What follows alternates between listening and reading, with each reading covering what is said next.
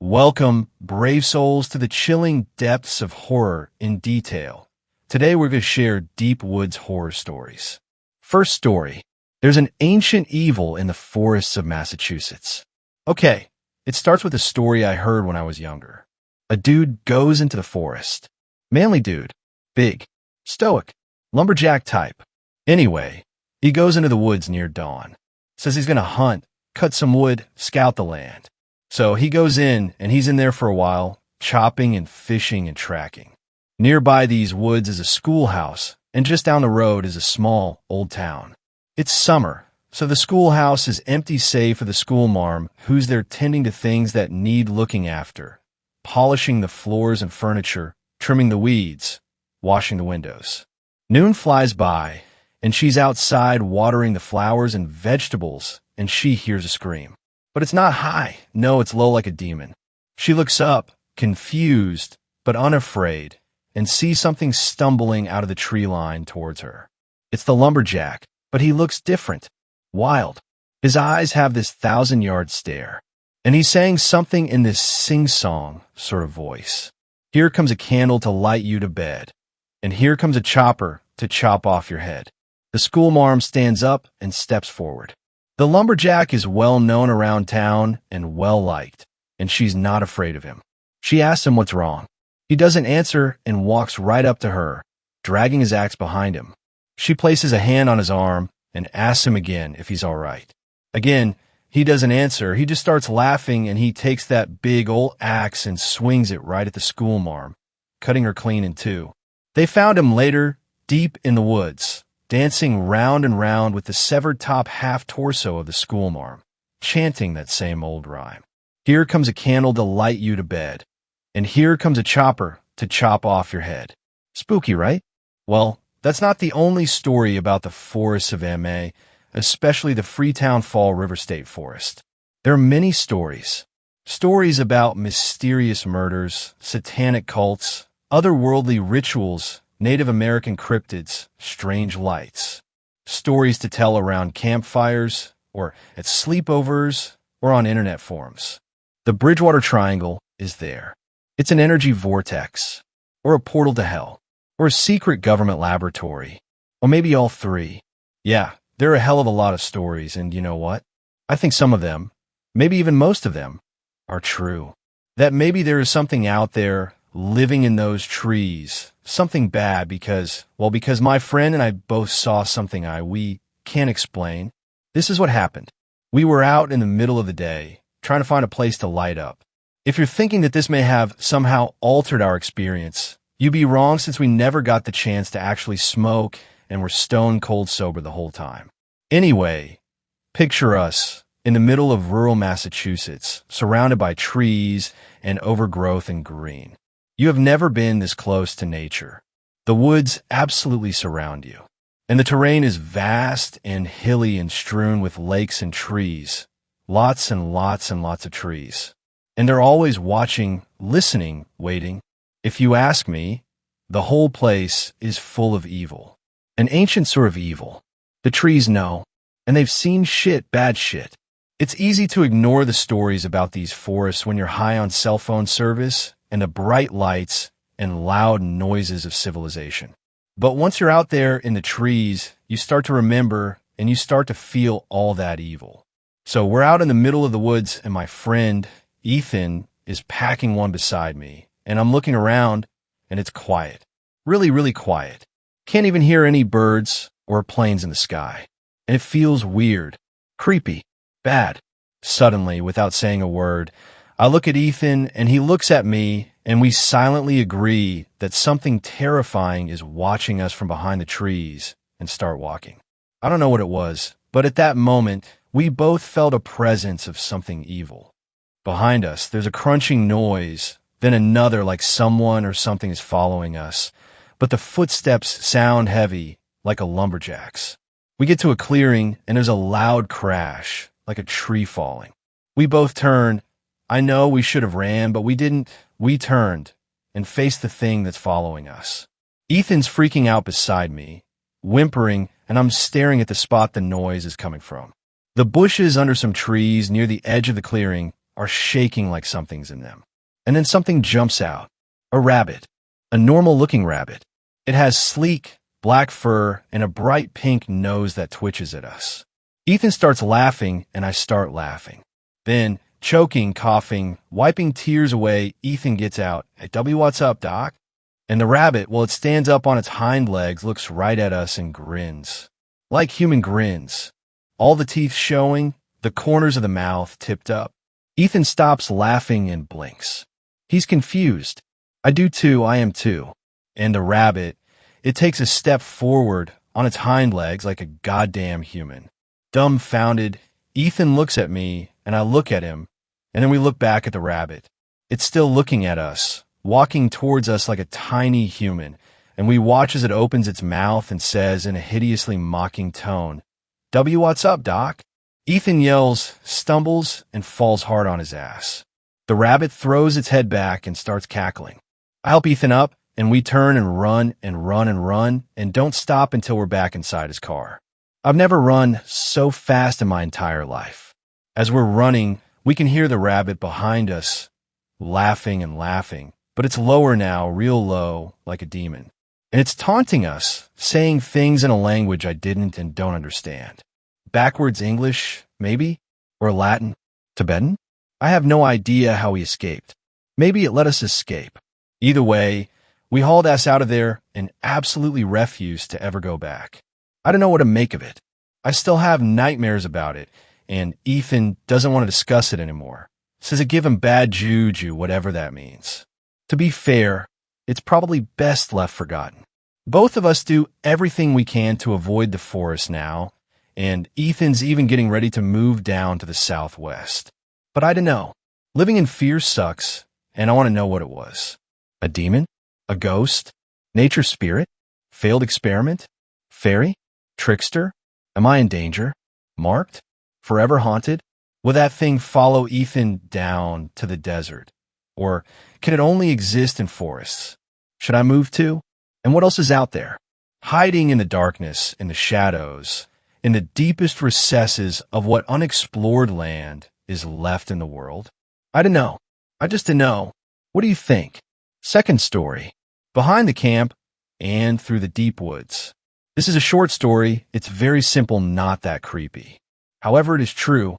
It was about 2 years ago now. My family owns a camp in western North Carolina. The camp is owned by my grandparents.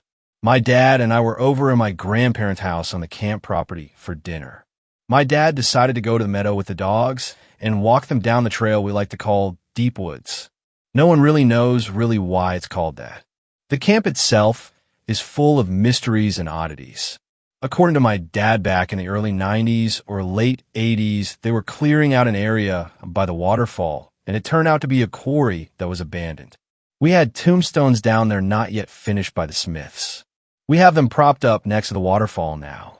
It's weird that they would abandon the quarry in the middle of making tombstones and other objects. The camp is on old Cherokee land. Now, I'm not saying Indian graveyard or any of that cliched stuff, but we have found arrowheads, and one time my grandparents found a skull. We also have had dozens of reports of ghosts and stuff from everyone from campers to the old camp director. That's a story for another time, however. Back to the main story, my dad was going down the Deep Woods Trail. According to his story, he arrived at the Deep Woods cabin, which is about 2 miles down the trail, when one of the dogs, T-Bone, ran off into the woods in incredible speed. The other dog, Otis, had his attention pointed looking to also run. T-Bone suddenly growled and barked really loudly and noises you could only describe as fighting. It sounded brutal. T-Bone ran back faster than he went fur ruffled up and everything. He seemed scared as could be, so my dad decided to start walking back. He began to walk normally, but from the creek, he began to hear the slight crunch of leaves approaching.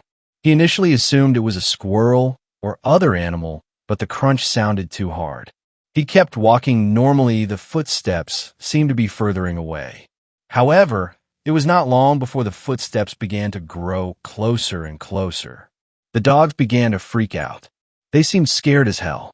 Then he heard the splash of the steps crossing the creek, just about 10 yards away. Then steps were hard, but if it was the thing the dogs were scared of, it wouldn't have been human, and if it were an animal after fighting Bone, it would have ran. This creature was following them. My dad booked it out of deep woods straight to the house with the dogs hightailing it too. He came out of breath and white as a ghost. We never knew what it was. It could have been an animal. It could have been a person.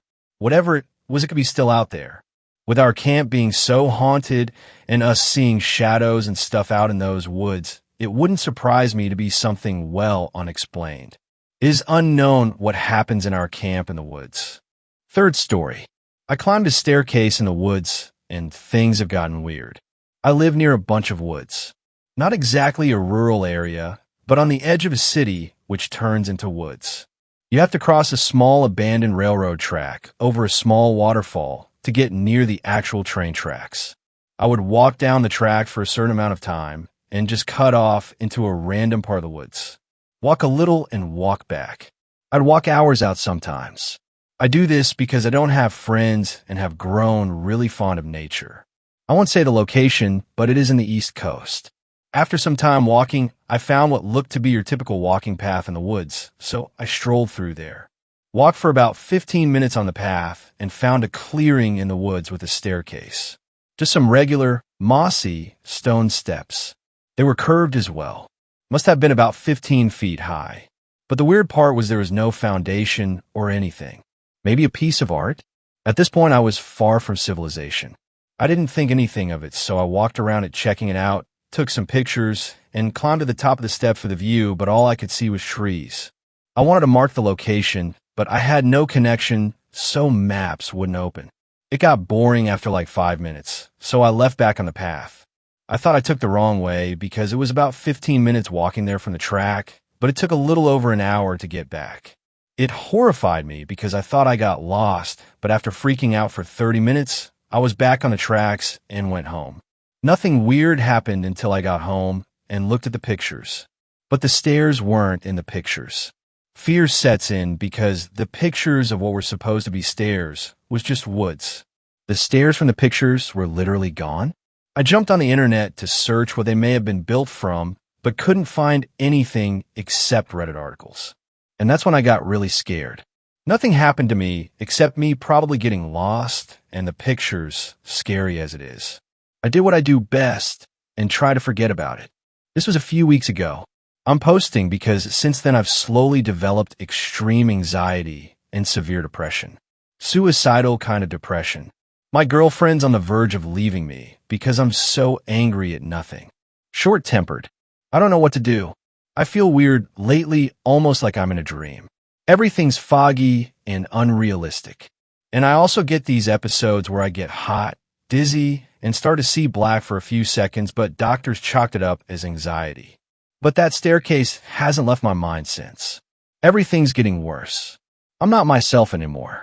Can anyone explain what might be happening? Fourth story. The reason why you might hear laughing in the woods. The one and only time I went hunting was with my father when I was 11. My mother didn't work, so it was up to him to provide for us. My entire life, he worked more than he was home. When he did come home, he drank in front of the TV, too exhausted to do anything. The years crept up on him, and he finally noticed how old I'd gotten and how I was already shaping up to be a disappointment in his eyes. I was small for my age. I stayed inside to read instead of playing sports. My body's so frail I got sick often. When he finally truly looked at me for the first time, he didn't recognize the son that lived in his house. He thought hunting would be the answer. If I would man up and shoot something, maybe I might grow into the person he wanted. We never really spent any time together.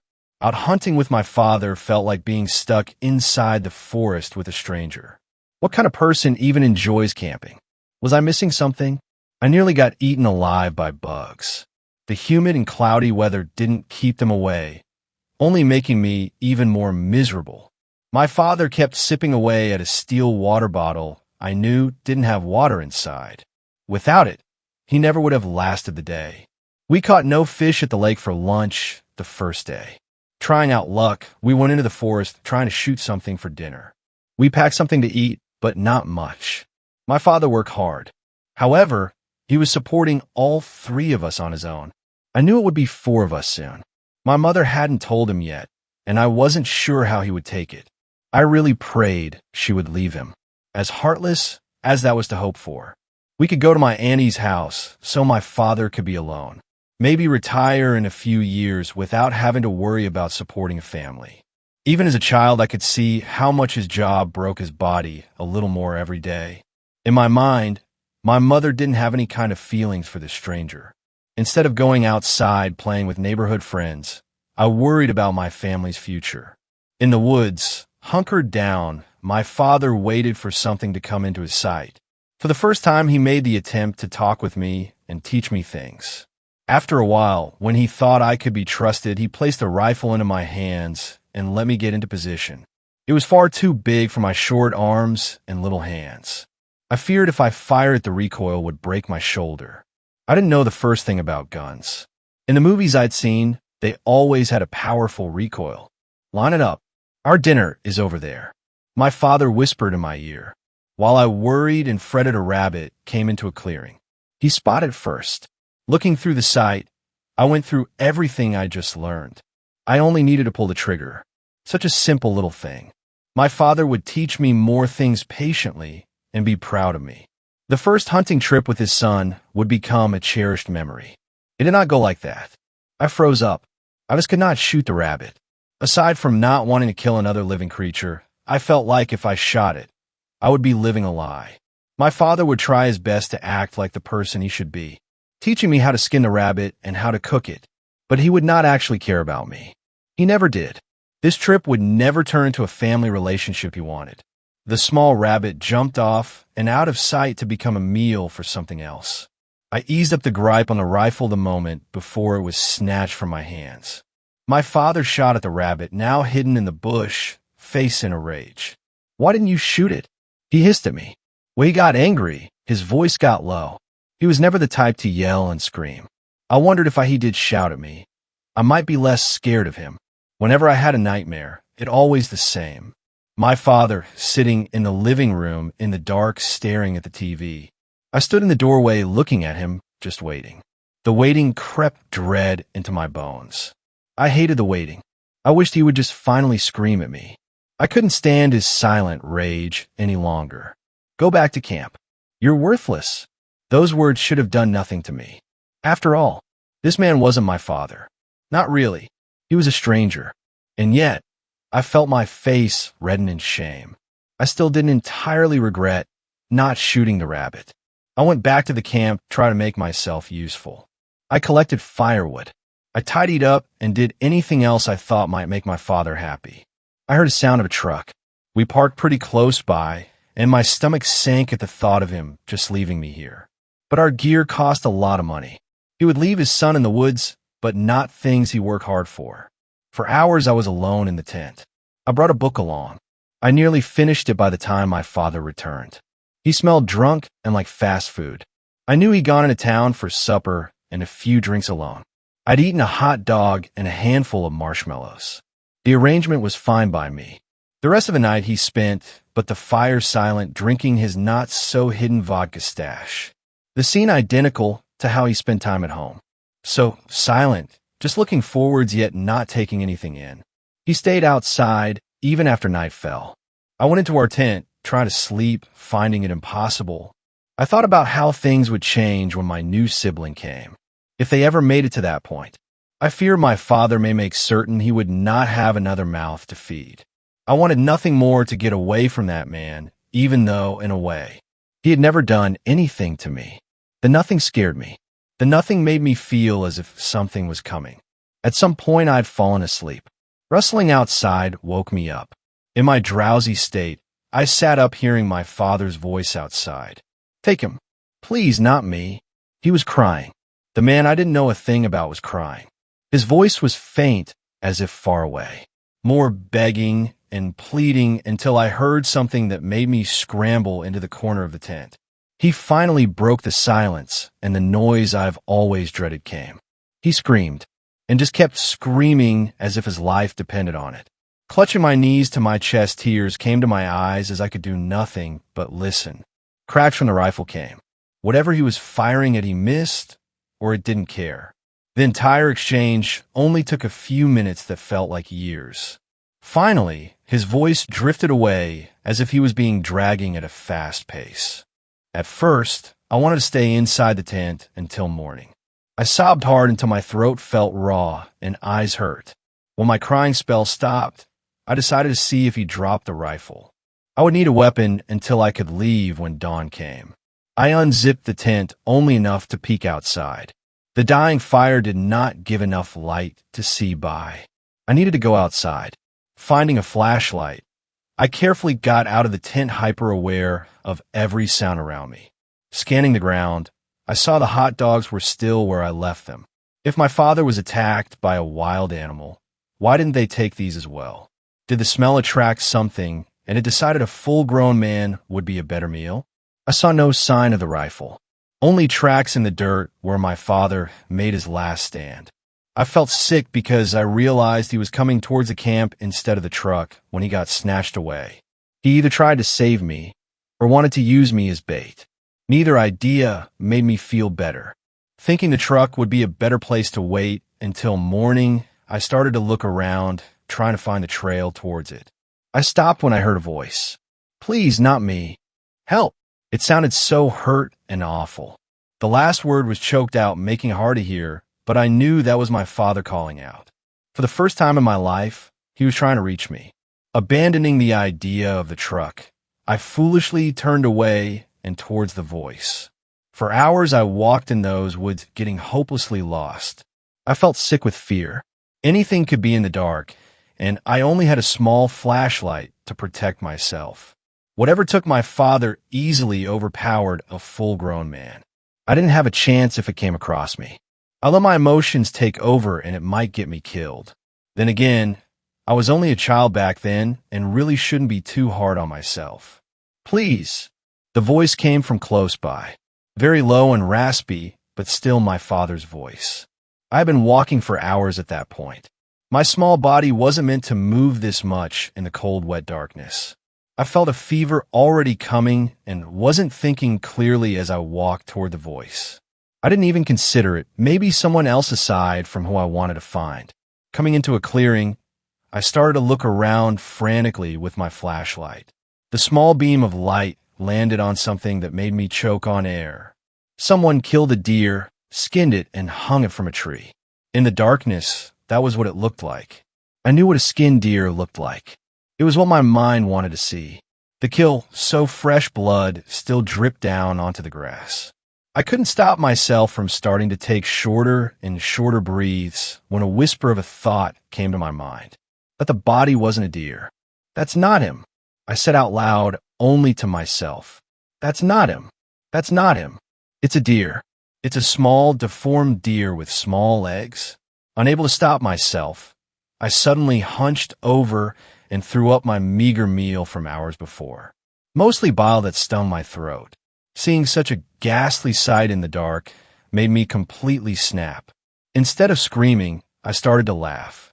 On my knees, alone, lost and scared beyond words, I'd started to laugh. Weak chuckles at first that turned into a shrill cackling. That soon turned into heavy sobs that locked up my chest. It's not him.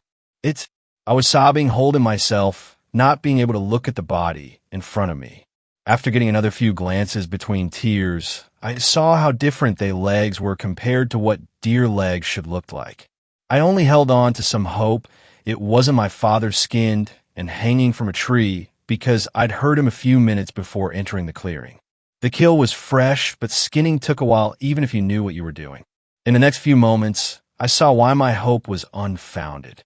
I forced myself to stop crying when I saw a pale face in the dark on the other end of the clearing. The face looked at me through the trees, just beyond the skinned body. I opened my mouth to ask for help, but nothing came out aside from croak. To my horror, the face came out of the trees with the rest of its terrible body. I didn't understand what I was seeing, even though the pale creature stood out in the darkness. I wanted to believe I was still in my tent dreaming this entire thing. The monster was a thing of nightmares. It was skinny, so much so I could see every bone in its body. It had arms so long it walked on its elbows. the rest of its arms folding backwards, sticking up above its head. The same was for its legs. It crawled on its knees, legs pointing up toward the sky. The pale thing saw me.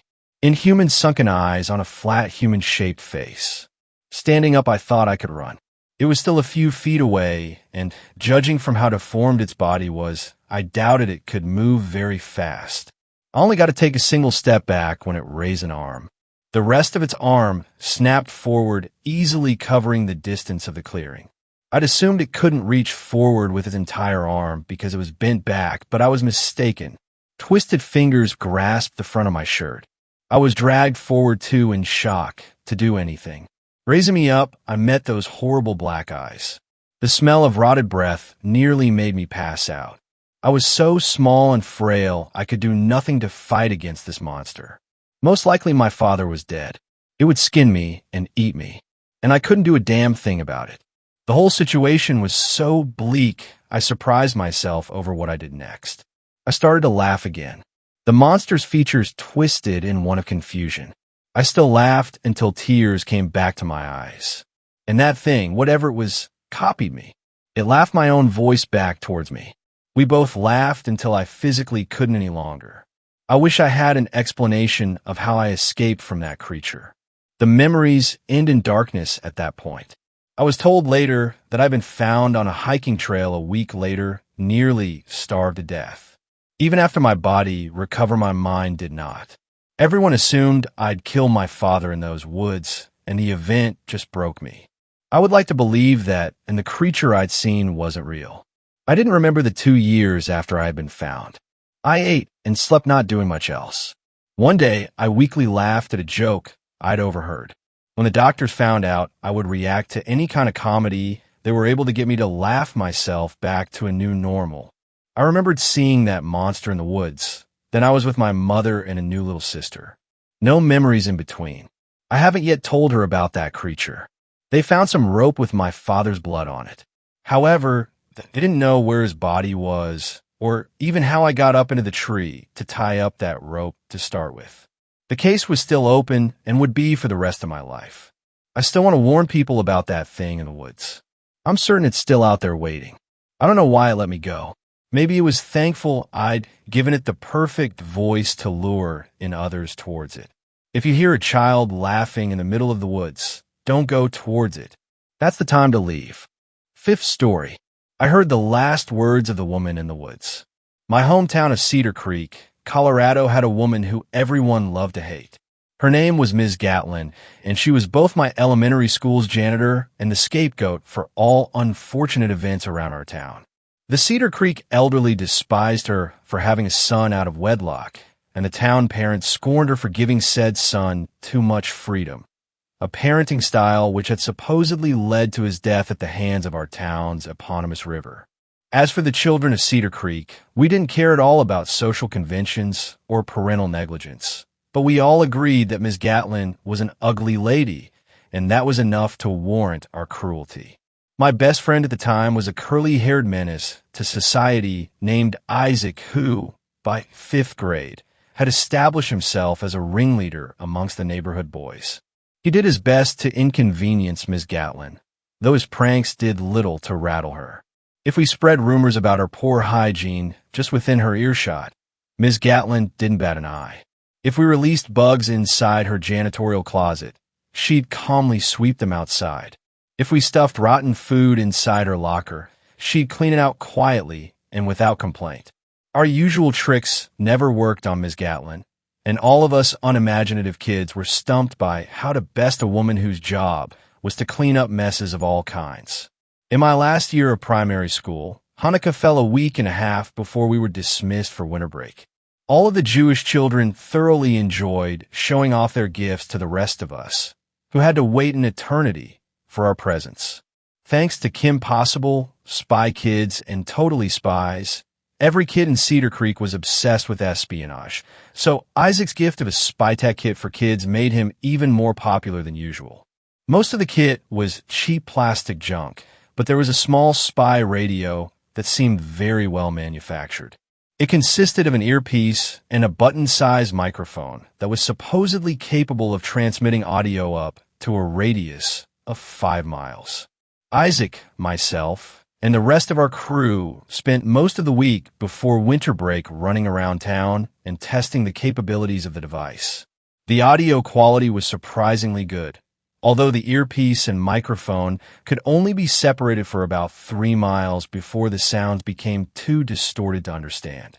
It was a novel concept for a few days, but after a while we grew bored of playing walkie-talkie. Isaac wanted to use it for its intended purpose, surveillance, and he had the perfect target in mind. On the last day before winter break, Isaac and I glued the button-sized device to the back of an old brooch we had found in his sister's jewelry box. We covered it up with a strip of velvet and then glued on the pin and catch, and by the time we were done, you couldn't tell anything was amiss. We put it in a small white box, which we put in my backpack for later. We determined that I should be the one to deliver it, given Isaac's reputation as a prankster. After school, I found Ms. Gatlin in the staff break room. She barely looked at me as I walked into the room.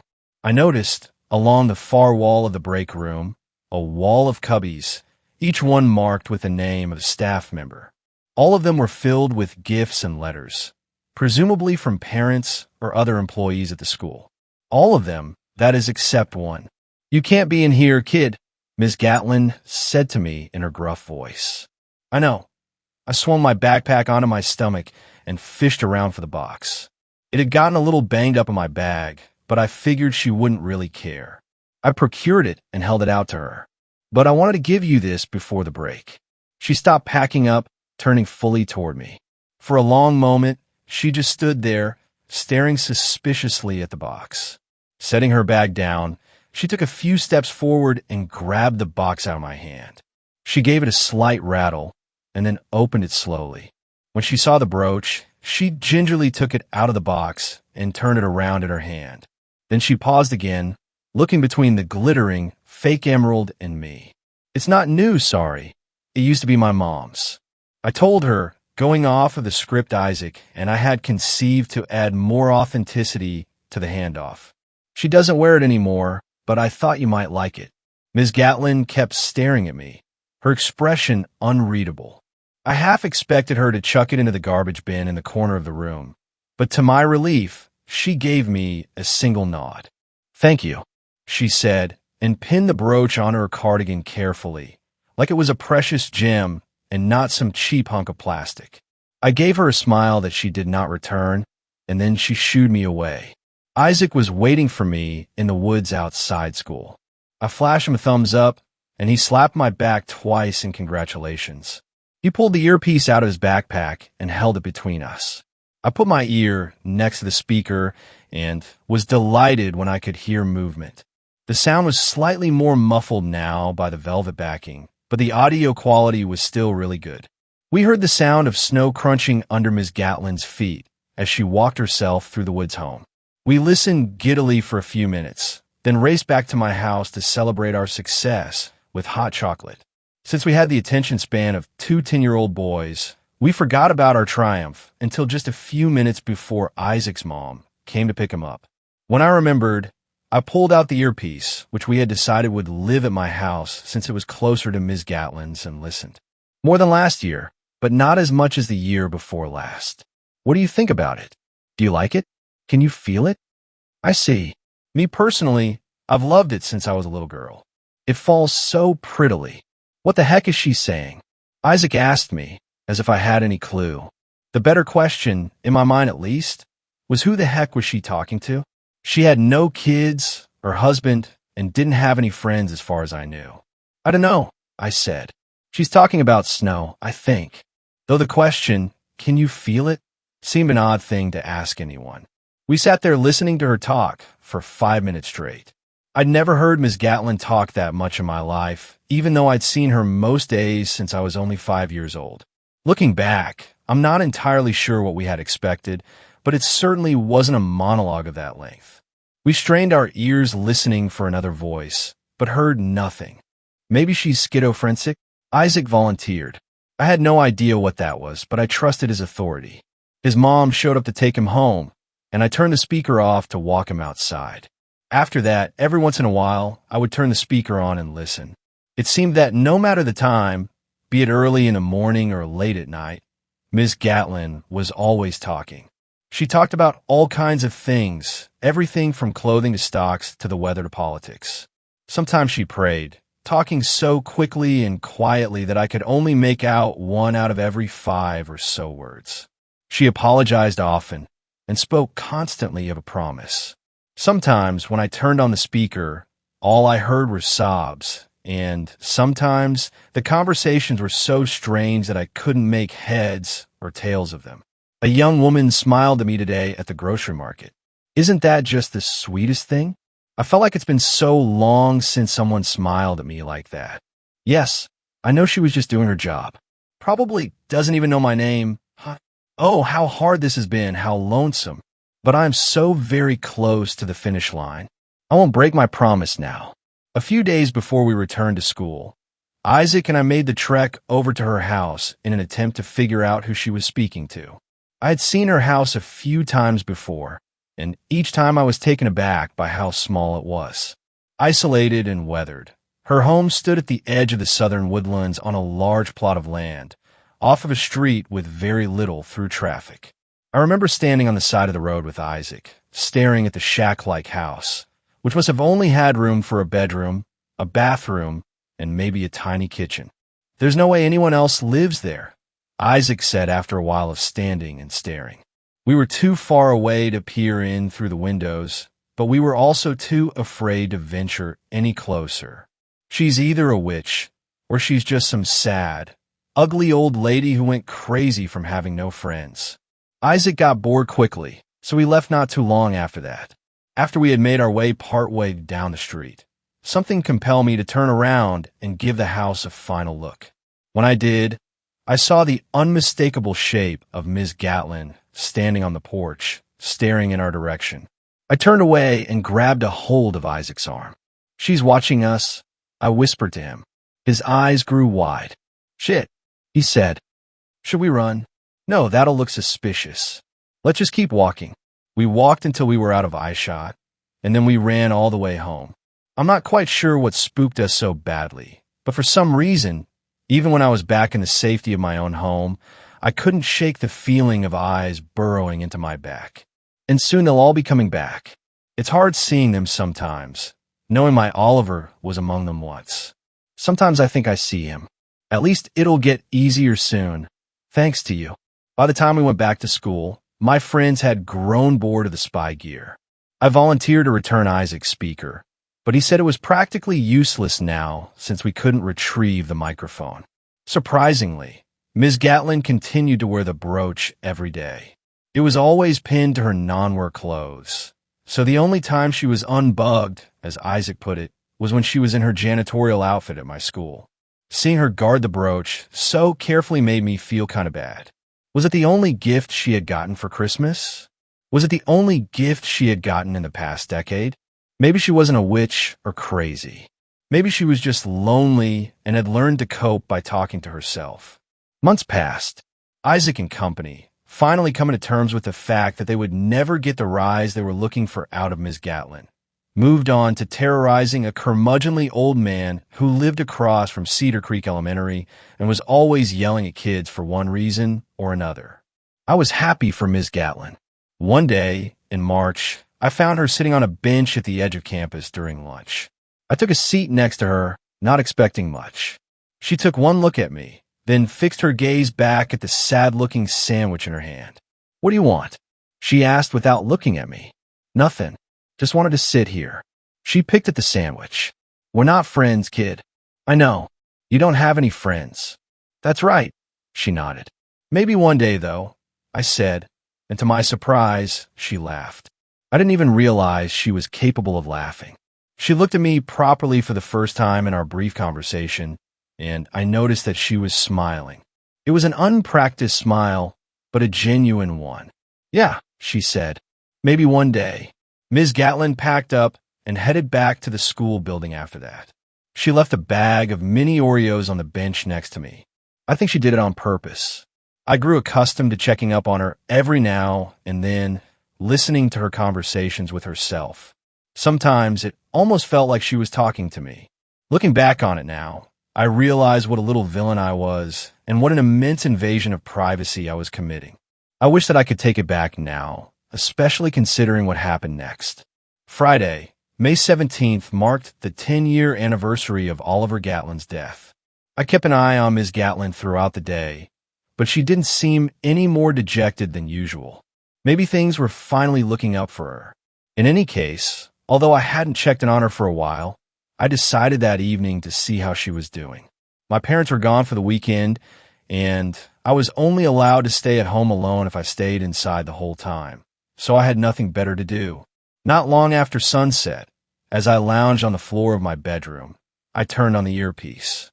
Ms. Gatlin was talking to herself, as always, but there was something strange about her tone. She sounded more excited than ever. Almost there, almost there, almost there. She repeated those two words over and over, until at exactly 11:44 p.m., she let out a sound that I only understood years later to be a cry of triumph. "It is done. It is done, Dark Angel. Thank you, thank you. 10 years of solitude, and it was worth every second. Now, Angel, bring him back to me." What was she on about now? Were those song lyrics or something? I strained my ears, listening for another person out of habit, but of course, there was only Ms. Gatlin's voice. After a moment, her cries of happiness faded, her voice taking on a confused tone. "What do you mean? No, that can't be true. I kept my promise. I followed every rule. I let no one in, kept no companions, made no friends. I kept my wishes secret, as you told me. My angel." I sat up slowly, the building terror in her voice putting me on edge even from miles away. And then she asked a question that still haunts me to this day. "What do you mean I had an audience?" There was a moment of silence, and then the surefire sound of the velvet backing of the brooch being ripped away. I could hear her breath, sharper and clearer than ever before, as she repeated a single word. No. She withdrew from the microphone, her rapid breaths replaced by what sounded like her front door being thrown open with a bang. There was no more noise from the microphone. I remember standing up in my bedroom, not quite understanding what had just happened, and not quite knowing what to do next. Something told me that I should go downstairs and make sure that the doors were locked, so I told myself to man up and force myself down the stairs to the dark first floor. I made my way around the whole house, checking the doors and windows. Once I was done, I just stood there. Somehow, I knew she was coming, and that there was nothing I could do to stop it. I thought I was hearing the wind, but as it grew louder, I realized I was hearing wailing. I heard it long before I saw her, that gut-wrenching cry, that sound that I had previously heard only pale imitations of in movies where a mother loses her child. Standing in the darkness of my living room, I watched her sprint from the tree-line towards my house. Her mouth was wide open, her eyes glazed over, and her body dressed in a white nightgown. She looked and sounded like something out of my worst night terrors. I dropped to the floor and crawled away from the window, taking cover behind a couch. Why?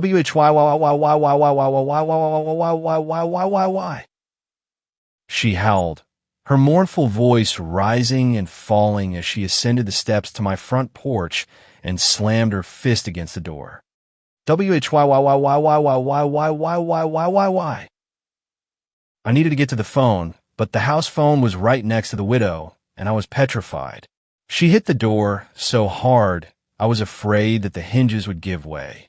How could you do this to me? I clamped a hand over my mouth. She couldn't possibly know for certain that I was in the house, could she?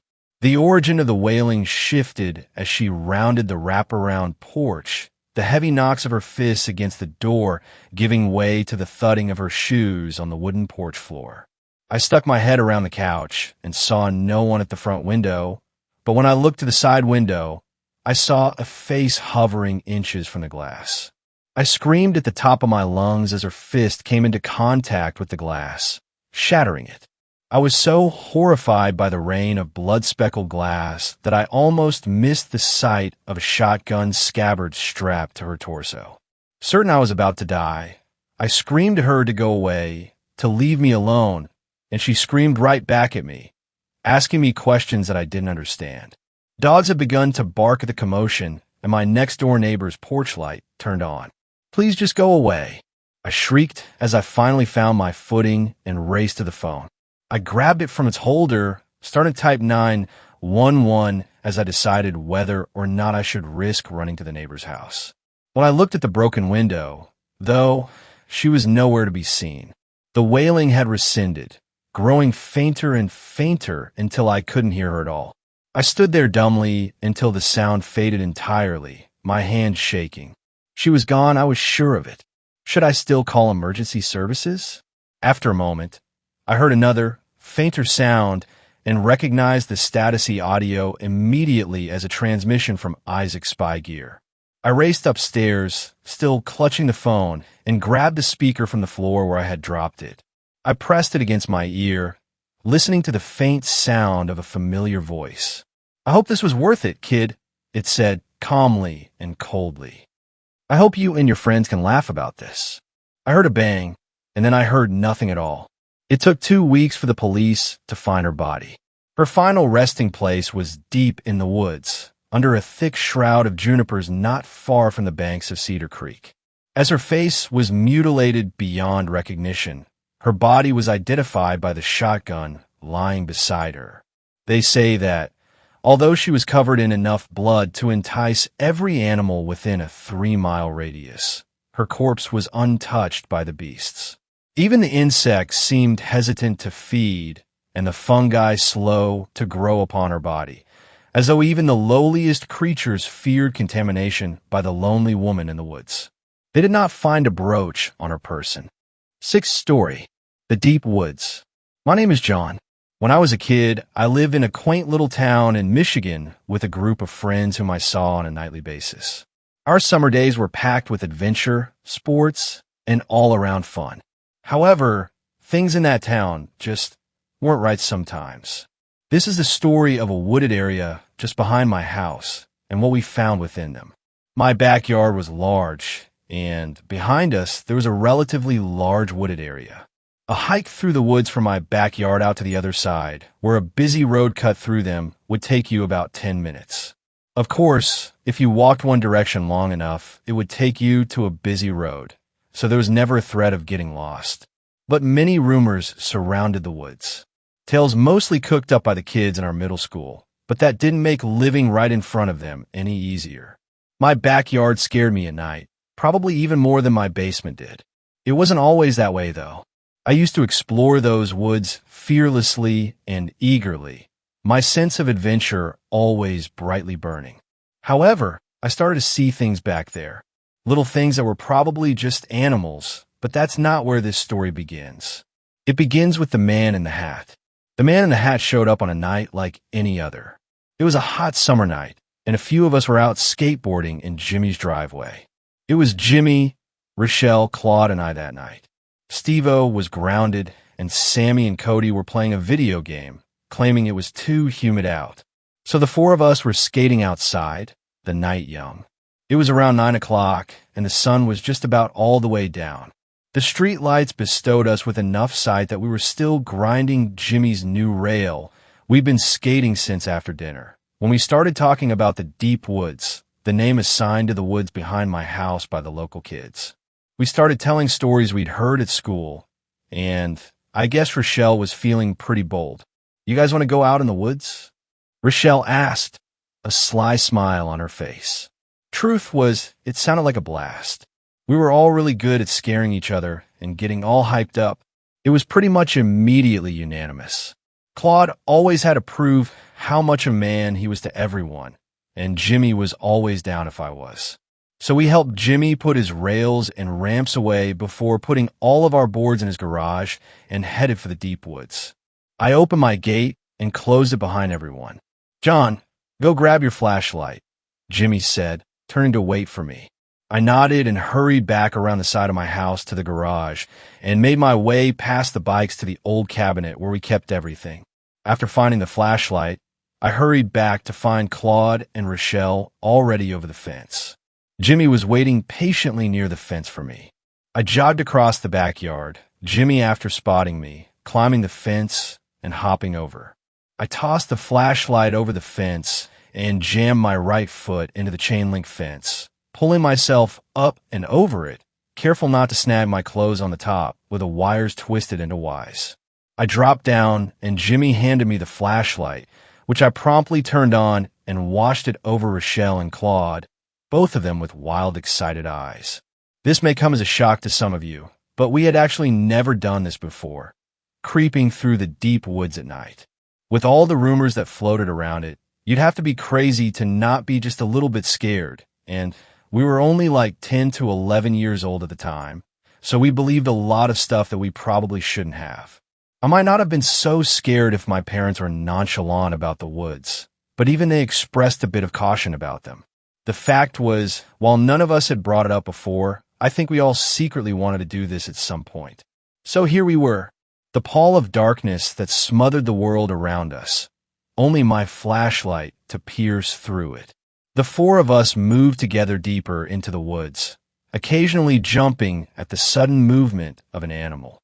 There were frequent shushes, and did you hear that? As floating around as we went. The flashlight traded hands often, each of us sticking close together. Claude, of course, had to be cool and decided to put some distance between himself and the group, gaining a steady lead on us. I remember at this point, Rochelle, whom held the flashlight, flicked it off for a second and screamed, which caused a Claude to slam into us at full speed. He managed to take Jimmy and I down with him, Rochelle illuminating us with the light. We all laughed hysterically at him for a good couple of minutes before getting back to our feet. Admittedly, I jumped too, but nobody had to know that. Claude now sticking close to us, grumbling the whole way, we wandered around until we noticed headlights, and the ground turned from soft soil to cracked pavement. Yeah, I guess that's it, I said solemnly. I had never wished that the woods were larger until just now. We were having a great time. That's when she said it. Why can't we keep going? I turned around and looked across the road. It was true, the woods extended further on the other side of the road, and they were even thicker, more matured. The trees were higher, and the depths darker. The tree lean suddenly put me on edge. I didn't know why, but it did. Yeah, Claude blurted out in agreement with Rochelle. Jimmy looked at me. Although Rochelle was holding the flashlight, the look on his face was clear. He was very uncertain about it. He looked towards the woods and then back at me. I'm down if you are, he said, extending his fist for the secret handshake. I chuckled and shook my head before performing the secret handshake and turning towards the road. All right, I stated firmly. It's settled then. Claude bounded forward like a happy dog, the three of us hot on his heels as we ventured across the way. Into these new woods, the feel kind of changed. I went from happy and carefree to nervous and paranoid. The shift was sudden and unexplainable. We moved together through the brush, the grass much higher in these woods. What if these are the deep woods? Jimmy asked as we walked. What if all the rumors are true, and they're about these woods, and not the ones back there? I swallowed. I was more on edge than I would like to admit, and I really wished he hadn't put that thought in my head. Oh, come on now, Claude piped up. I made up some of those rumors myself. We laughed at this, which helped lighten this feeling a bit. A few minutes into wandering, I stopped. I was holding the flashlight at this point. Guys, I think we should turn around. I said finally. I don't know how deep these woods go, and I don't want us to get lost at night. Rochelle sighed. That's viable, she responded. Thank God she agreed with me. I knew Jimmy would, and that would make for a majority vote. Jimmy, you want to head back? I asked just to be sure. Yeah, he nodded. It's late. Another time. All right, let's dash. I stopped short, flashing my light on Claude. He had his back to us and appeared to be staring intently into the darkness. Claude, Claude, I repeated, shaking my light around. Claude, Rochelle called out to him. What's up, man? Finally, he responded, though quietly. Guys, do you see that? He asked, his voice shaky in a manner that I wasn't used to hearing. Doesn't that look like a person? He tilted his head lower. Claude, come on. Games are over. I insisted, not wanting a scare in these unfamiliar woods. You see, in these woods, we felt a lot smaller than when we were in the ones near my house. Suddenly, it felt like there weren't enough of us, and something that I couldn't put my finder on made my hair stand on end. "Claude," I called. "Who has the fucking flashlight?" He asked frantically. Please, for my own peace of mind, just shine it right there. He lifted his finger ahead. My head dropped and I sighed.